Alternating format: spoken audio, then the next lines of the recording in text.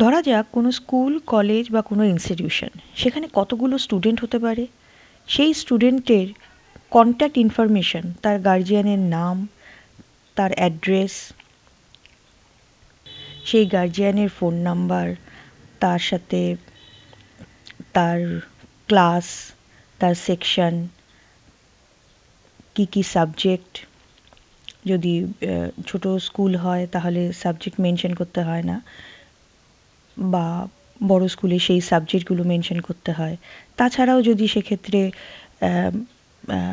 প্রত্যেকটা এক্সামের প্রত্যেকটা সাবজেক্টের মার্কস আমাদেরকে মনে রাখতে হয়, তাহলে এক একটা স্টুডেন্টের পেছনে কত বড় ডেটা আমাদের স্টোর করতে হতে পারে।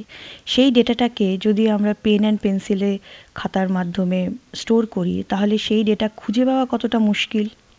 সেই রকমই যদি একটা ব্যাংক ধরি, তাহলে একটা ব্যাংকে কতজন কাস্টমার হতে পারে, সেই কাস্টমারের ক্ষেত্রে কতজন অ্যাকাউন্ট হোল্ডার হতে পারে, সেই কাস্টমার বা অ্যাকাউন্ট হোল্ডারের পুরো ইনফরমেশান, তার সব ডকুমেন্ট, তার অ্যাকাউন্ট ডিটেলস, কত বড় ডেটা হতে পারে।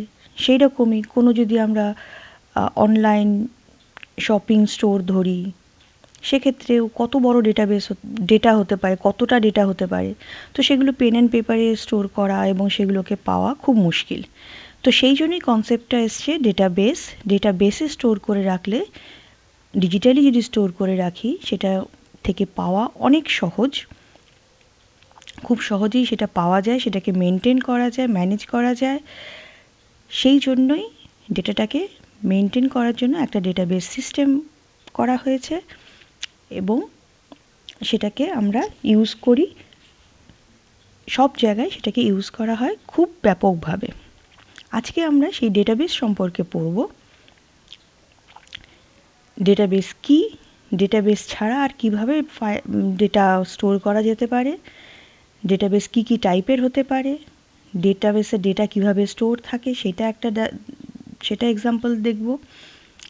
তাছাড়া ডেটাবেস ম্যানেজমেন্ট সিস্টেমটা কী, আর তাছাড়া শেষ করব একটা ছোট প্রশ্ন দিয়ে, যেটা সবারই মনে আসতে পারে, এবং অবশ্যই শেষে সেটার উত্তরটা আমি বলে দেবো।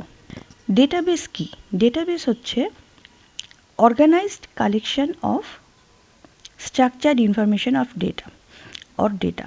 ডেটা বা ইনফরমেশান যেটাই হোক না কেন, এই যে ছোটো ছোটো বললাম যে এই মার্কসগুলো, এই contact information, phone number, address, গার্জিয়ানের নাম, ক্লাস, সেকশান, এই জিনিসগুলোকে সাজানোভাবে রাখা থাকবে, অর্গানাইজড ওয়েতে থাকবে, এবং সেটা থেকে আমরা এফিশিয়েন্টলি স্টোর করতে পারবো, সেখান থেকে রিট্রিভ করতে পারবো, তুলে আনতে পারবো, সেটাকে ভালোভাবে ম্যানেজ করতে পারবো, এবং যখন কিছু চেঞ্জ হবে সেটাকে আমরা সেইভাবে খুব এফিশিয়েন্ট ওয়েতে আপডেট করতে পারবো। সেটাকেই ডেটাবেস বলে। ডেটাবেসে অবশ্যই অর্গানাইজড হবে, স্ট্রাকচার্ড হবে, এবং এফিশিয়েন্টলি স্টোরেজ, রিট্রিভাল, ম্যানেজমেন্ট এবং আপডেট হবে ডেটার। এটাই ডেটাবেস। এবার ডেটাবেস ছাড়া আর কিভাবে ডেটাটাকে স্টোর করা যায়।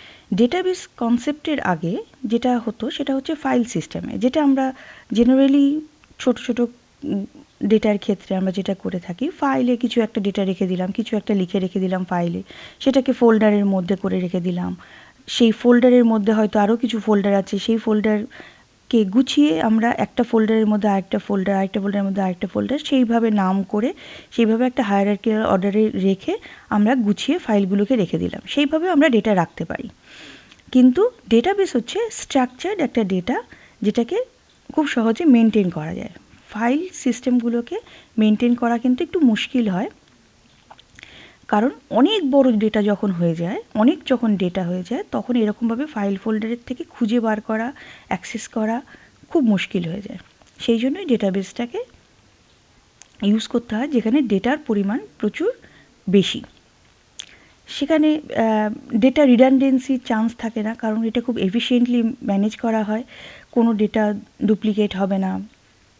সেইগুলোকে অবশ্যই ডেটাবেস ম্যানেজমেন্ট সিস্টেমের মাধ্যমে এনশিওর করা থাকে। কোয়েরি প্রসেসিং, বিভিন্নভাবে কোয়েরি করে ডেটাবেস থেকে আমরা ডেটাগুলোকে পেতে পারি, সেটা ফাইলে অতটা এফিশিয়েন্ট নয়, ডেটাবেসে যতটা এফিশিয়েন্ট। যতটা সহজে ডেটাবেস থেকে পাওয়া যায় ফাইলে ততটা সহজ নয়। আর ফাইল সিস্টেম যদি আমাদের ডেটা খুব ছোট হয় তখন কিন্তু ফাইল সিস্টেমে করে নেওয়াই ভালো। মানে একটা দুটো স্টুডেন্ট, অত বড় ডেটাবেস সিস্টেম, ডেটাবেস ম্যানেজমেন্ট করে সেটা রাখার মতো কোনো দরকার নেই। একটা ফাইলে হয়তো সেই দুজন স্টুডেন্টের নাম মেনশন করে রেখে দিলাম, তার সমস্ত ডেটা রেখে দিলাম, হয়ে গেল।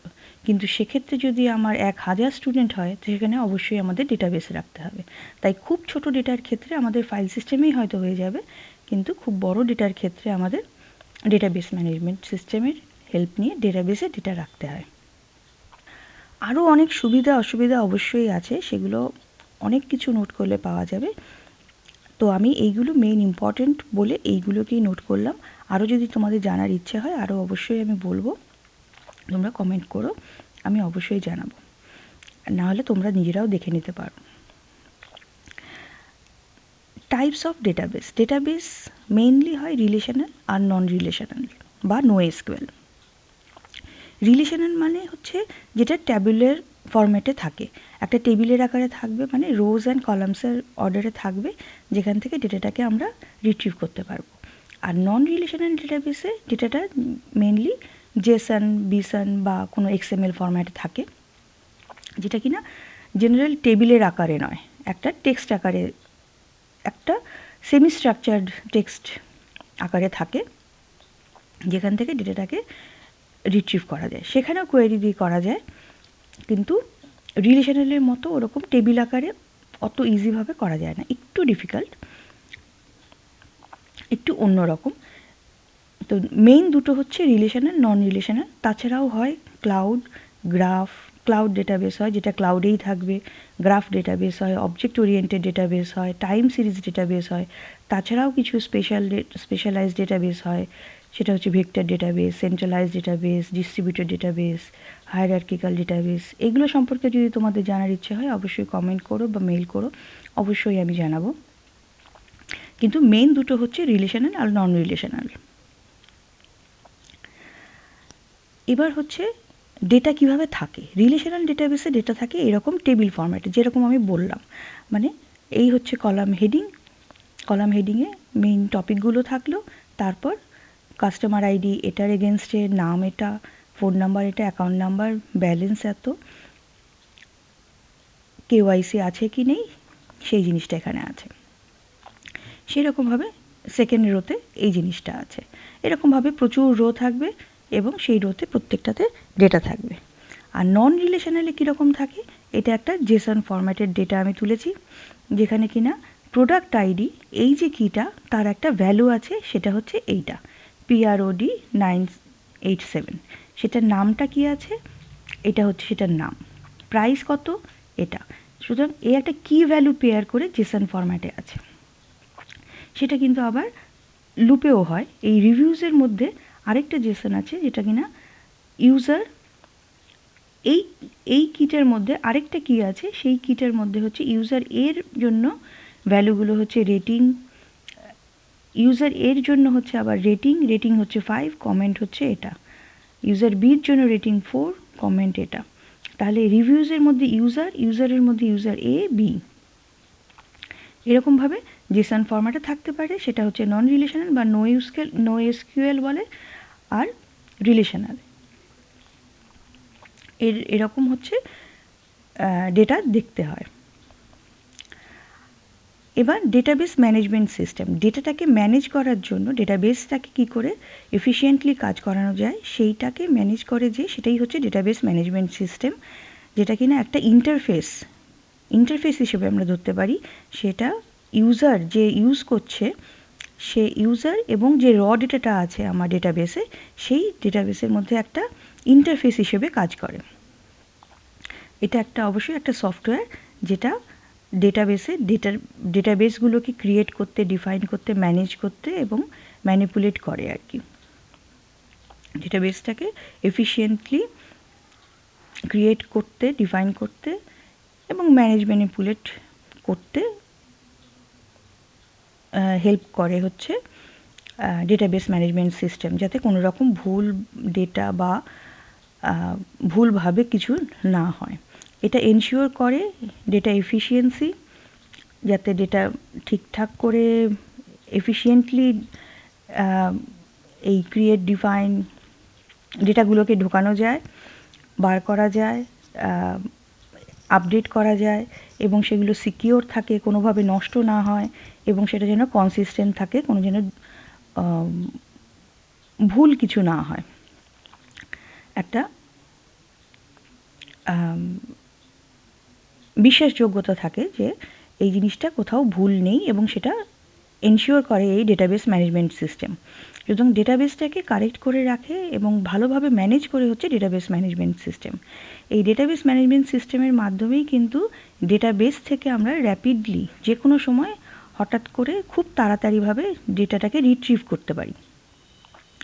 আর তাছাড়া আমরা ডেটাবেস থেকে মানে একই ডেটাবেস একই সাথে অনেকে কিন্তু ইউজ করতে পারে, কোনো কনফ্লিক্ট না হয়। মানে আমি চেঞ্জ করে দিলে আরেকজন কেউ সেটা দেখছে, সে চেঞ্জ করলে সেটা যে কনফ্লিক্ট হয়ে যাবে সেরকম হয় না, সেটা ম্যানেজমেন্ট সিস্টেম থাকে, কোনো অসুবিধা হয় না, একই সাথে চেঞ্জ হয় না। একজন যখন চেঞ্জ করে তখন সেটা লক হয়ে যায়, আরেকজন তখন চেঞ্জ করতে পারবে না, তার লক খুলে গেলে তবেই আরেকজন চেঞ্জ করতে পারবে, সুতরাং মানে কোনো কনফ্লিক্ট হয় না।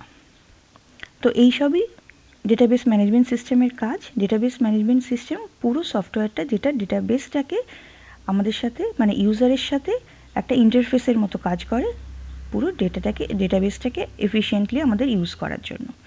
এটাই হচ্ছে ডেটাবেস ম্যানেজমেন্ট সিস্টেম। এবার শেষ করব হচ্ছে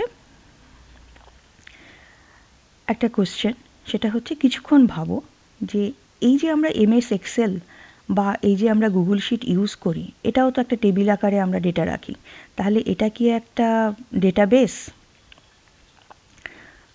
এটাকে কি একটা ডেটাবেস ম্যানেজমেন্ট সিস্টেম হিসেবে আমরা কনসিডার করতে পারি? কিছুক্ষণ ভাবো, আমি অবশ্যই উত্তরটা বলে দেবো, দরকার হয় একটু পজ করে কয়েক সেকেন্ড ভেবে তারপর অ্যান্সারটা দেখে নিও।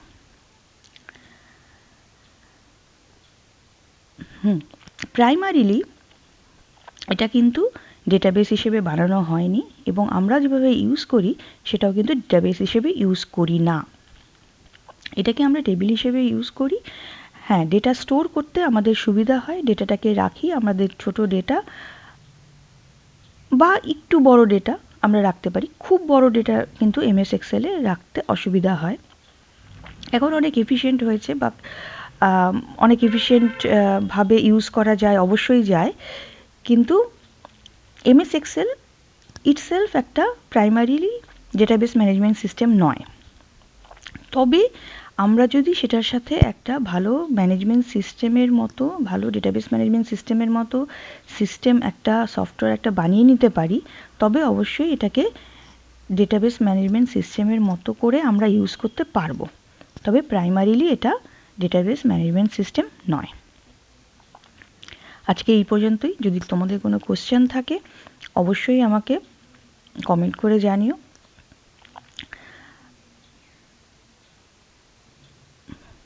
Thank you for watching this video.